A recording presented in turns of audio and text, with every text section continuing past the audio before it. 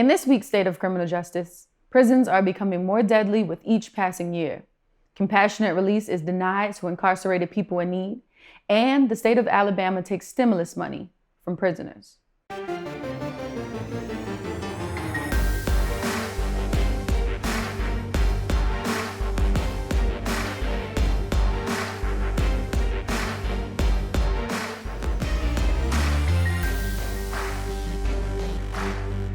In our first story, disturbing data shows prisons are deadlier than we thought. State prison populations were just 1% higher in 2018 than they were in 2001, but 44% more state prison deaths occurred in 2018 than in 2001.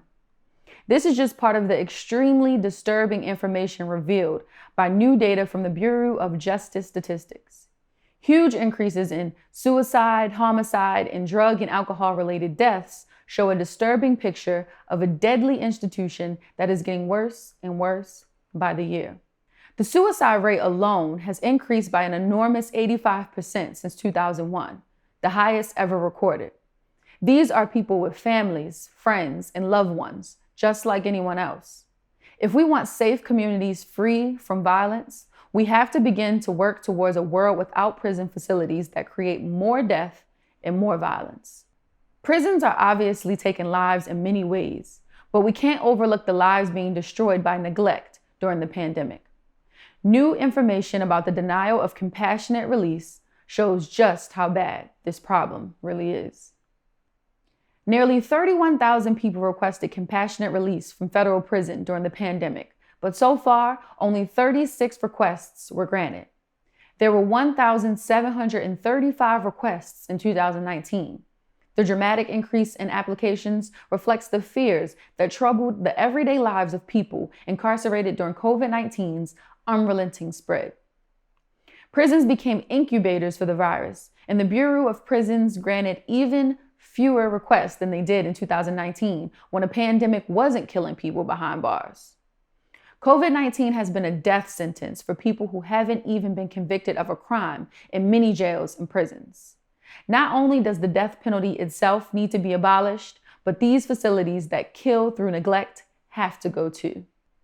In other news, people aren't even able to secure the much-needed stimulus funds that they should be guaranteed. Alabama state officials have been holding incarcerated people's stimulus checks and deducting court-ordered debts from them. According to news from multiple interviews and documents reviewed by Alabama's WBHM, a 60-day hold was placed on the funds, and people were also notified that they would not necessarily receive all of their money. Unfortunately, there is no protection from garnishment for many people inside prisons, and it's not just people in Alabama who are still waiting to see all of their money. The disturbing reality is that many never will. Now, it's time to discuss New Ground. The New Ground segment features hopeful stories of change within the realm of the criminal legal system. A school district in Austin, Texas is scaling back discipline after racial disparities were found in the application of punishment. According to a report the district compiled, Black students were 5 times more likely to be disciplined than white students. This development isn't new, and it's true in countless districts across the country. The school-to-prison pipeline disproportionately affects Black children and creates disparities we see reflected throughout the criminal legal system. This district's decision will reconsider the lengths of suspensions and change the processes of disciplinary removals. This is the least school districts can do, but the involvement of the criminal legal system in our schools and the lives of young people has to be completely overturned in time. The State of Criminal Justice is produced by PushBlack, the nation's largest nonprofit Black media company. PushBlack exists because we saw we had to take matters into our own hands, especially when it comes to protecting our communities. As a nonprofit, we rely on small donations from subscribers like you. You make PushBlack happen with your contributions at stateofcriminaljustice.com. There is a better future on the horizon through the efforts to dismantle the oppressive system targeting Black America.